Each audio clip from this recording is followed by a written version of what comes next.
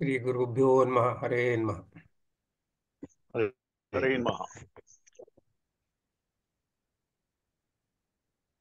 हरे नमः। श्री गुरुभ्यो नमः हरे नमः।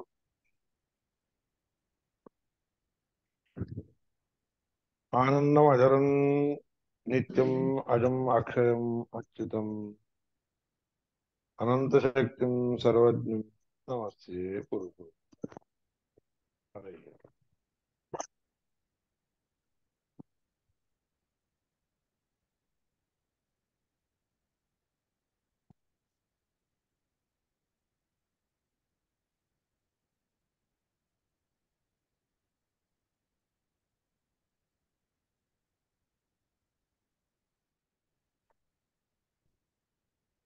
तमेव बान्धवनो भाति सर्वमा तस्य भाषा सर्वमिदं विभाति ब्रह्मैवेदमृतं पुरस्तात् पश्चात् ब्रह्म दक्षिणतश्चोत्तरेण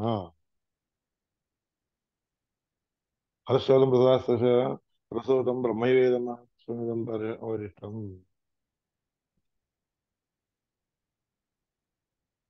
कुठून राहिले?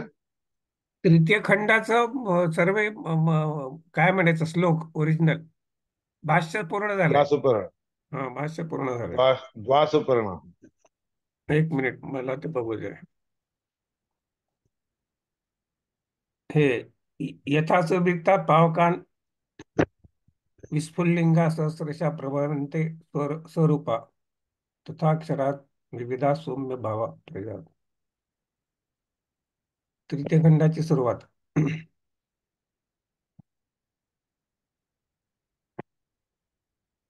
भाष्य व्हायचं की नाही, भाष्य झालंय. हे श्लोक हा. राहिले. काल द्वितीय खंडापर्यंत केलो आणि मग ते खालचे श्लोक घेतले जिथून सोडलं होतं आपण. भाष्य झालेलं आहे.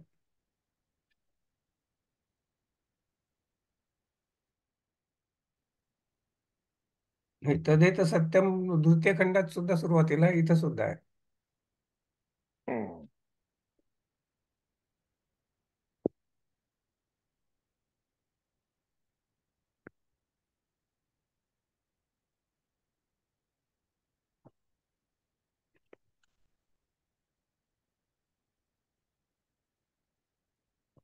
द्वासुपर्ण व्हायचंय का?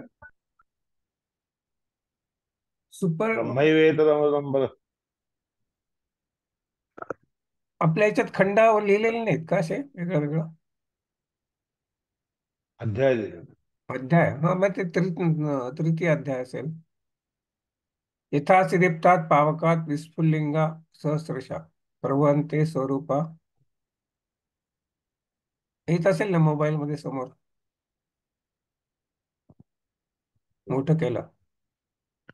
तदेतत् सत्यम् हम्म. यथा सुदीप्तात् पावकात् विस्फुलिङ्गाः सहस्रशः प्रभवन्ति।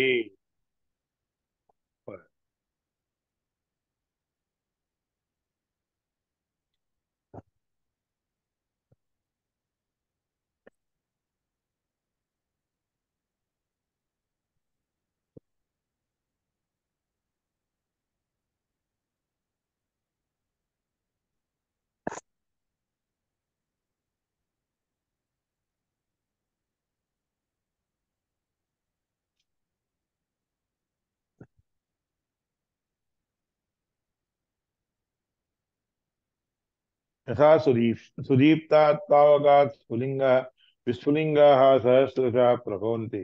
ज्याप्रमाणे अत्यंत दीप्तिमत प्रकाशवंत असणाऱ्या सूर्य म्हणजे पावकापासून अग्नीपासून विस्फुलिंगाः ठिणग्या हजारो ठिणग्या उत्पन्न होतात.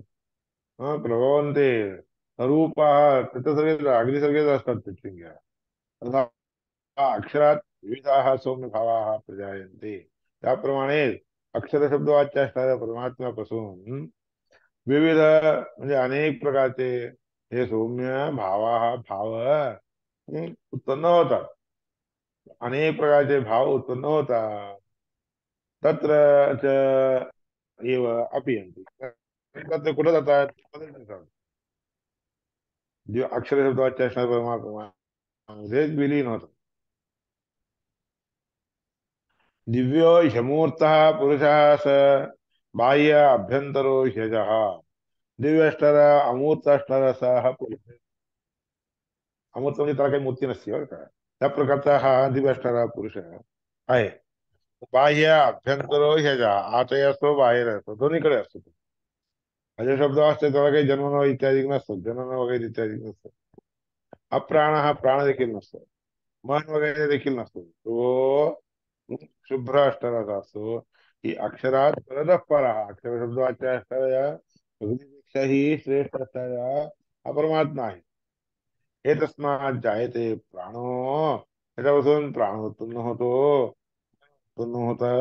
त्याचप्रमाणे इंद्रियाणीच सर्व इंद्रियाणीच, त्याचप्रमाणे सगळे इंद्रिय देखील उत्पन्न होतात. अजून काय उत्पन्न होत आहे? खम वायू ज्योती आपः पृथ्वी विश्वस्य धारिणी, त्याला समस्त प्रपंचाला धारण करणे पृथ्वी देखील उत्पन्न होते. आकाश, वायू, ज्योती, आप, पृथ्वी हे सगळे उत्पन्न होतात. अग्नी उत्पन्न होतो. अग्निर्मूर्धा, सगळ्या अग्न्यांच्या पेक्षा आधी अग्नी उत्पन्न होतो. मूर्धा म्हणजे सर्वज्ञ, सर्वश्रेष्ठ असणार म्हणजे उच्च स्थानामध्ये असणार अग्नी. अग्निर्मूर्धा चक्षुषी, डोळी डोळे. चंद्र सूर्य, डोळ्यामध्ये असणारे चंद्र सूर्य ते देखील उत्पत्ती होती. खम वायू इत्यादिकांची सगळ्यांची उत्पत्ती झालेली आहे. चंद्र सूर्य दिशा, सगळ्या दिशा उत्पन्न होतात. श्रोत्र उत्पन्न होतात.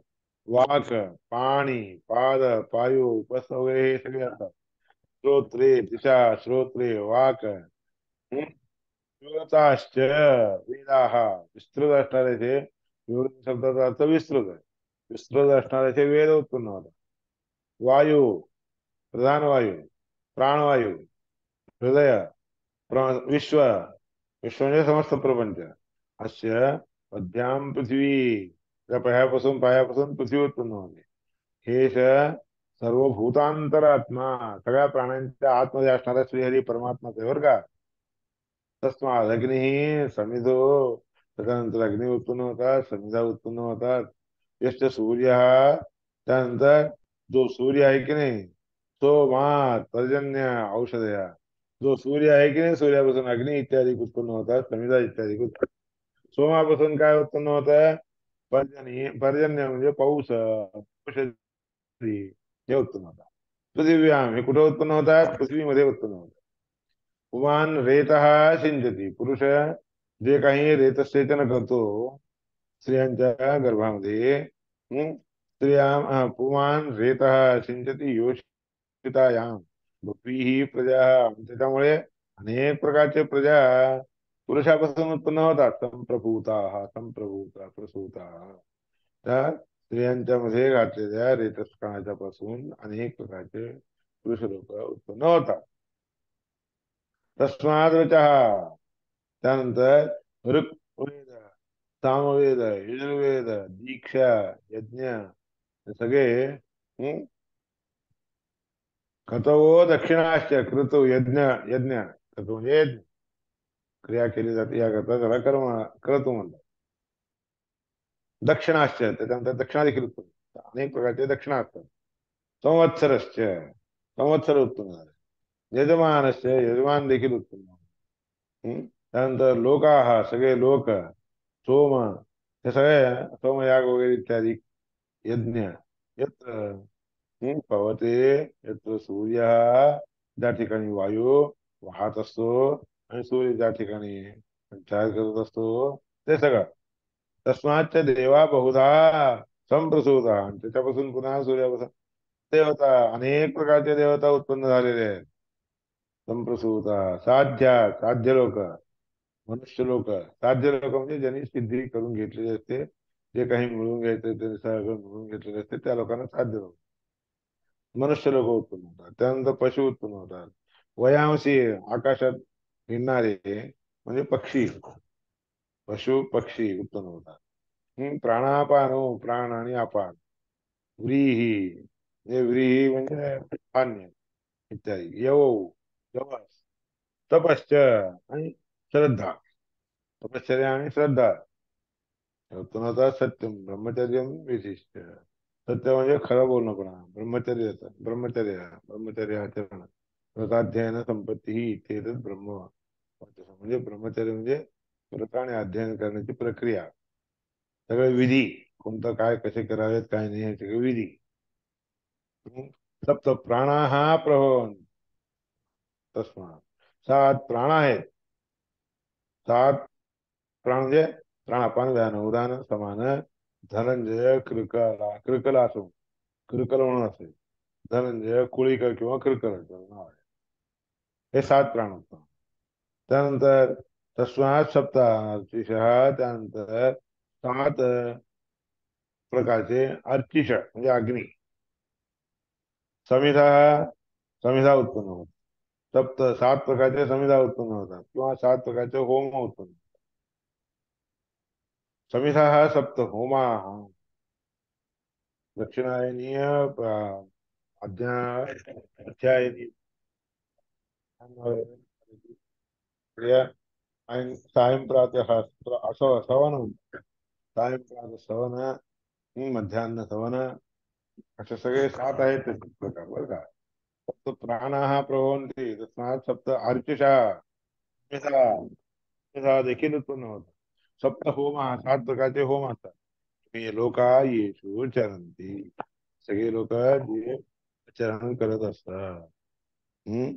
प्राण गुहाशयन, गुहाशयाम निहिता. गुहाशयामध्ये त्या शरीराच्या प्रत्येकाच्या हृदय गुहेमध्ये आश्रय करून राहणारे 7 प्रकार असतात बरं का. सप्त सप्त. आता हा त्यानंतर त्याच्या समुद्र उत्पन्न होतो, पर्वत उत्पन्न होतो. सर्वे अस्मात चंदनते. सगळे पाण्याचे धारा देखील कुठून त्या ह्याच्यापासून पर्वतापासून चंदनते. सिंधवा सर्व रूपा. त्या पाण्याच्या रूपाने सगळे समुद्रच असते. ते समुद्राचेच पाणी. समुद्रापासून जातात आणि समुद्रातच मिसळतात. निघतात आणि बाहेर त्याच्यातच नाही जातात. अगस्त्य सर्वा रसाश्च. त्याच्यापासून सगळ्या औषधी वनस्पती रस हे सगळं उत्पन्न होतं. येनैव भूतेश तिष्ठते अंतरात्मा. त्या ह्या सगळ्या प्राणी भूतांच्या ठिकाणी आतमध्ये अंतर्यामी रूपाने परमात्मा राहत असतो. एवेदम विश्वं कर्म. त्याचा अर्थ आहे असं बरं का. पुरुष एवेदम सर्वम विश्वं कर्म. हे जे विश्वामध्ये जे काही कर्म होत असतात ते सगळे परमात्म्यापासूनच होत असतात. तपो ब्रह्मा परामृतम. तपश्चर्यामध्ये परमात्म्याच्या अनुग्रह रूपी अमृत आहे. परामृत, पर श्रेष्ठ असणारा अमृत आहे बरं का. तपश्चर्या करणं हे परमात्म्याला संतुष्ट करणारा अमृत आहे. हे तर यो वेद. ही गोष्ट जो कोणी जाणतो, नियतम गुहायाम, आपल्या गुह्यामध्ये सगळ्यांच्या गुह्यामध्ये त्या गुह्यामध्ये राहत असतो असं जो कोणी जाणतो, तो अविद्या, तो तो अविद्या ग्रंथी विकरती सौम्य. अविद्येच्या पासून उत्पन्न झालेले जे काही गाठी आहेत की नाही, ग्रंथी म्हणजे गाठी. अज्ञानापासून उत्पन्न झालेले जे काही गाठी आहेत ते सगळे विकिरती तोडून टाकतो, दूर करतो. ह्या सौम्य, हे सौम्य, त्या रीतीने हे सगळे गोष्टी जाणून घ्यावे. म्हणून भगवद्गीतेमध्ये सांगितलं, अहम ही सर्व विद्या यज्ञानां भोक्ता च प्रभुरेव च. अक्षरम त्वक्षरम यासा प्रकृती जलरूपिका अक्षरम परम श्रीस्तु परमाक्षरम वासुदेव परानंद इति. इति त्रिविधम अक्षरम. अक्षराचे प्रकार काल दाखवलं सांगितलं ना. मग हे 3 सगळं झालं. प्रकारचे अक्षर असतात सगळे सांगितले. विष्णू परमात्मा जे आहे की नाही, सगळ्या अक्षर असणाऱ्या जितके काही याच्यात आहे सगळे परमात्म्याचे स्वरूप आहे तसं आहे का. वासुदेव पुमान नाम पूर्णत्वाच स्वयोषिती तस्मात वासुदेव परमात्मा ह्या अक्षर सगळ्या पर्यांना इत्यादिकांना व्यक्त केलेलं आहे.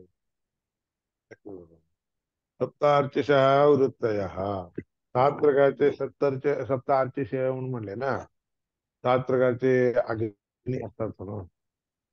ते काय तर वृत्ती. कोणत्या वृत्ती? होमा संबंध हा. होमांचे जे संबंध असतात की नाही, ते सगळे वृत्ती म्हणतात. लोका हा गोलका, इथं लोक म्हणजे काय? गोलक. होमांच्या वृत्ती म्हणून संबंध म्हणून सांगितलं ना.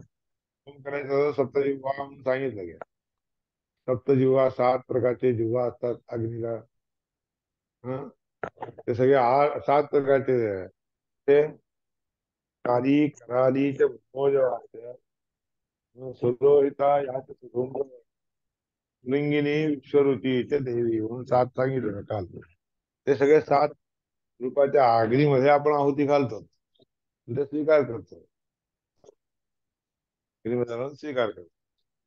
त्या होम आपण जे काही होम करतो विजावर वगैरे घालून सगळे परमात्म्याला पोहोचतात. लोक म्हणजे किती काय आहेत? लोक म्हणजे गोलक आहे. किती गोलक आहे? 14 भुवन आहेत. 14 भुवनामधील 7 खालचे 7 वर. गुहाशयाम वृद्धो. गुहाशय म्हणून आहे की नाही? गुहाशय म्हणजे आपलं हृदय गुहा. त्याच्यामध्ये शय म्हणजे आश्रय करून राहणारा, बुद्धीमध्ये आश्रम करून राहतो.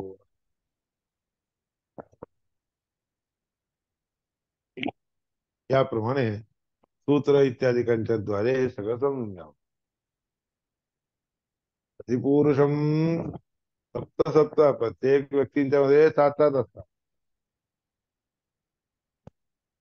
भगवतः कर्म चेष्टा तपो ज्ञानंच परामृता परामृता परामृता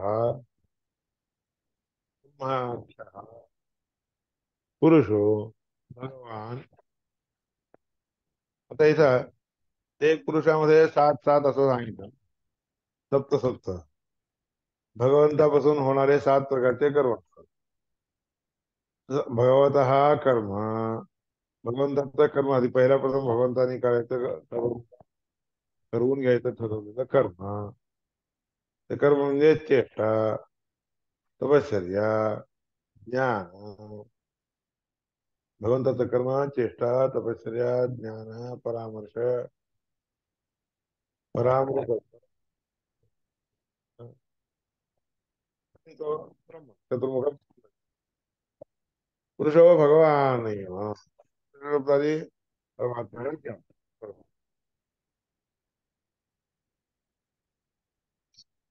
यैषा, त्याच्यात काय झालं? या यशा चेष्टा पंच.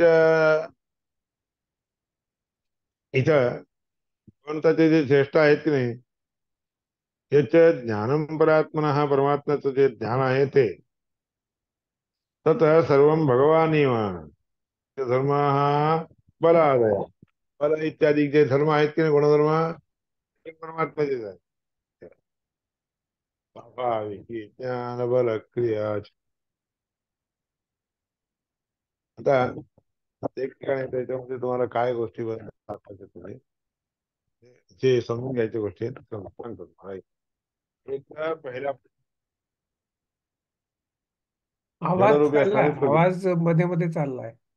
ती पिन वगैरे नीट नाही बसली का? लूज आहे. येतोय पण मध्येच असा जातोय. पिन हा झालं, हा. पण पिन लूज झाली. हम्म. हे परमात्मा पहिला प्रथम सगळ्यात मुख्य म्हणजे परमात्मा. अक्षर शब्द वाच्याष्टरी प्रकृती 2 प्रकृती आणि त्या सगळ्यांचा स्वामी असणारा 3. त्यानंतर ती ज्ञानम अपोर, ती एखादा जी बुद्धी उत्पन्न होती की नाही, बुद्धी, आणि त्याच्यामुळे बुद्धीच्या द्वारे काय होतं? तुम्हाला ज्ञान, ज्ञान उत्पन्न. त्या ज्ञान झालं असताना अपो म्हणजे लुप्त होतं. बुद्धी ज्ञानम अपोहस्य, हे सगळे तीन गोष्टी, तीन तीन सहा झाले. आणि शेवटी जे आहे की नाही, त्या अज्ञानाची निवृत्ती. हे एकूण हे सात गोष्टी प्रत्येकाला पाहिजे. हे जड प्रकृतीच्या अनुग्रहही लागतो. जड प्रकृतीचा अनुग्रह असेल तर जडदेह मिळतो. प्रकृतीचा अनुग्रह असेल तर चेतना प्राप्त होते. काय भगवंताचा अनुग्रह असेल तर मार्गदर्शन होतं, चांगल्या मार्गाला लागतो. त्यानंतर बुद्धीच्या द्वारे काय होतं आपल्याला कळायला लागतं. कळणं म्हणून जे आहे की नाही, बुद्धी हे आहे ती बुद्धी. ते शब्दाचा अर्थ जाणीव होत, जाणण्यासारखं होतं. जाणलं म्हणून त्याला म्हणतात बुद्धी. ज्ञान म्हणजे काय? ज्ञान कशाला म्हणावं? ज्यामुळे खरी गोष्ट कळते त्याला ज्ञान म्हणतात. ज्ञान कशाला म्हणायचं? ज्यामुळे आपल्याला खरी बुद्धी प्राप्त होती त्याला ज्ञान. आणि विरुद्ध बुद्धी ज्याच्यापासून प्राप्त होते त्याला अज्ञान म्हणतात. बुद्धी ज्ञानम अपोहंच. आणि तसलं दूर करणं, शेवट दूर करणं म्हणजे आपल्याला जे आलेलं उत्पन्न झालेलं ज्ञान आहे की नाही, ते अज्ञान दूर करून घ्या. पण या सात गोष्टी प्रत्येक व्यक्तीला प्रत्येक व्यक्तीने घ्याव्या लागतात. हे संपूर्ण त्यामध्ये सांगितलेलं परमात्म्याचा अनुग्रह कशा रीतीने सगळ्यांना व्हावं लागतं, ते सगळ्या श्रुतीमध्ये उल्लेख केलेला आहे. आणि ते सगळे श्रुतीमध्ये उत्पन्न उल्लेख केलेले आहेत. अथर्व उपनिषदाच्या ह्या अध्यायामध्ये तुम्हाला कळव.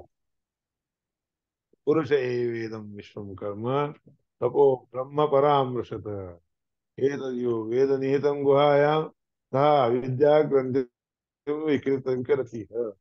पुरुष परमात्म्याच्या पासूनच हे सगळं कर्म घडत असतात.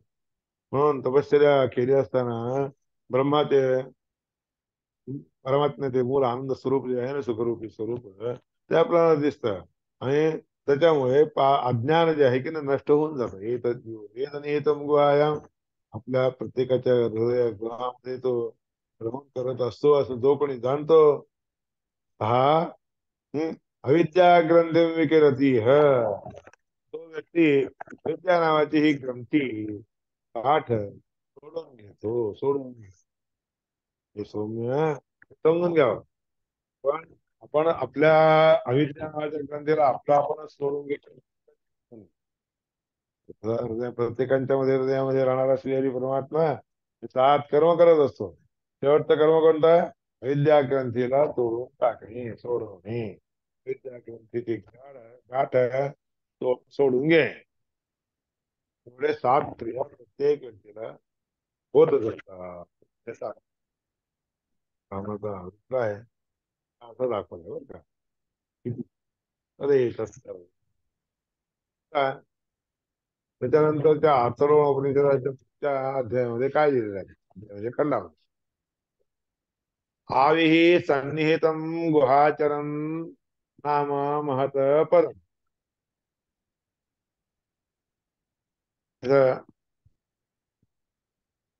शब्दनिर्णयामध्ये नाविर्हृदादिह अंबसी यस्य पुंसो विज्ञानशक्ती अहम आस अनंत शक्ती. भागवत तंत्रामध्ये काय सांगितलेलं आहे? नाविर्हृदात, नाभीच्या हृदयापासून यह स्वतः अंबसी असणाऱ्या सत्यभूती असणाऱ्या पाण्यामध्ये, यश्च पुंसः, त्या पुरुषाची विज्ञान शक्तीने युक्त असणाऱ्या पुरुषाची, त्या उत्पन्न झालेल्या विज्ञान शक्ती ब्रह्मदेवा सगळे त्या शक्तीपासून सगळे बाकी सगळे. प्राण हा प्राणनाथ विष्णू. प्राणनाथ म्हणजे काय? प्रकर्षेण आणती, इकडून तिकडं तिकडून येणं जाणं करत असतो, याकरता प्राण बर का. प्राणानं प्राणायानात, प्राणायान म्हणजे काय? इकडून तिकडं कर. इकडून तिकडं सगळं करणं हे प्राणाचं काम. विष्णू विष्णू परमात्मा वक्तृत्व वागुदीरिता. विष्णू परमात्मा म्हणून असतं का नाही, सगळ्यांना बोलणे येत असतो. याकरता वक्तृत्व शक्ती कोणापासून येते? परमात्मा. मनापासून काय होत असते आपल्याला? मनापासून जे आहे की नाही, तिकडून तिकडं जाण्याची सुविधा जी प्राप्त होती ती प्राणामुळे. बोलण्याची जी शक्ती आहे जशी आहे ती परमात्मा आपल्या वाच्यामध्ये राहून किंवा वाणीमध्ये राहून ते मनोमंत्रत्व मनामध्ये परमात्मा काय होतं? मंत्रत्वता जाणण्याची गोष्ट आहे. हे काय आहे, ते काय आहे, ते इच्छा उत्पन्न होत असते की नाही, मनामध्ये विष्णू परमात्मा त्या मनरूपाने राहून सर्व जीवनिका एका हा हे सगळे त्या प्राणीमात्रांच्या हृदयांच्या मध्ये राहत असतात. परमात्मा तोच राहत असतो असं समजून. हा परमात्मा जे आहे अमृत ह्या संसारासाठी सुखरूपी असणारा मार्गाचा एक सेतू आहे. समुद्र आहे तर समुद्र ओलांडून त्या मार्गाने जायचं. सगळे अभिप्राय त्यांनी भाषणामध्ये दिले. मुक्तो मुक्तो व्यपदेहात हे ब्रह्मसूत्रामध्ये आहे. मुक्त उपसृप्य व्यपदेहात. मुक्त लोक कुठं सरकून जात असतात, कुठं जात असतात, हा विषय प्रकार दाखवला. परमागती ही लोकांना परमश्रेष्ठ असणारी असते. विष्णू बहुधाच एकधा भवेत. हृदयामध्ये असतात. हा अनेक रूप धारण करत असतो. एक रूप नाही, अनेक रूप धारण करत. तर ते स्वेच्छया एकांत हृदयामध्ये कोणाच्या इच्छाप्रमाणे नाही, दुसऱ्यांची इच्छा नाही, ते स्वतःच्या इच्छेने तयार करत असतो. सर्व जीवान नियामन. सगळ्या जीवांना नियमन करणारा परमात्मा सगळ्यांच्या हृदयामध्ये राहत असतो.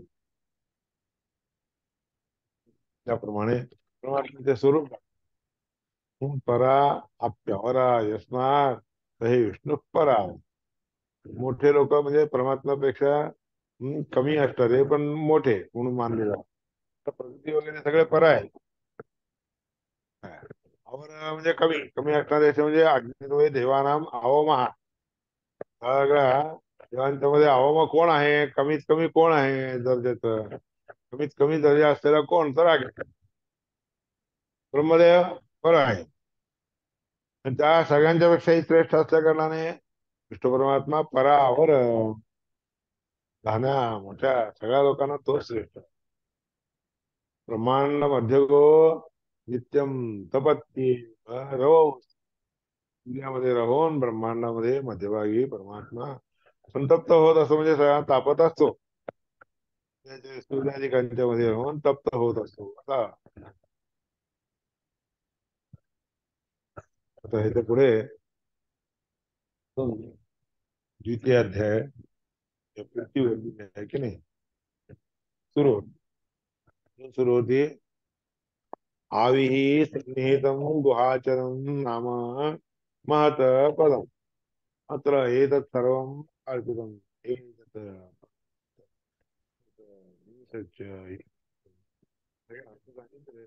आवाज आवाज आवाज येत नाही. हे सगळे अर्थ दाखवलेले आहेत. उद्या आता सगळे कोणकोणते पद आहेत म्हणा वगैरे इत्यादी म्हणले ना, हम्म. त्याचा अर्थ जे सांगितलं आहे ते सगळे म्हणजे उपनिषदामध्ये दिलेले आहे. उद्या कळवा भाष्यामध्ये आचार्यांनी त्यांचे अर्थ सांगून टाक. पण उद्या ते सांगून त्याचा आणि ह्याचा समन्वय तुम्हाला लावून देतो. हे सुरू करायचं का उद्या? आधी सन्निहितम गुहाचरण नाम महत् हे सुरू करायचं. हम्म. आविः सन्निहितम गुहाचरण नाम महत्पदम हे उद्या सुरू कर. हम्म. अच्छा थोडक्यात त्याचं सांगितलं. आता मी तुम्हाला जोडून उद्या दाखवतो. हो. हरे आवीपासून सांगायचं श्रीकृष्ण श्रीकृष्ण अर्पण. सगळ्यांना मदन विचार नमस्कार प्रभू. हरे नमः हरे हरे नमः हरे नमः नमस्कार हरे नमः नमस्कार शांत विरोध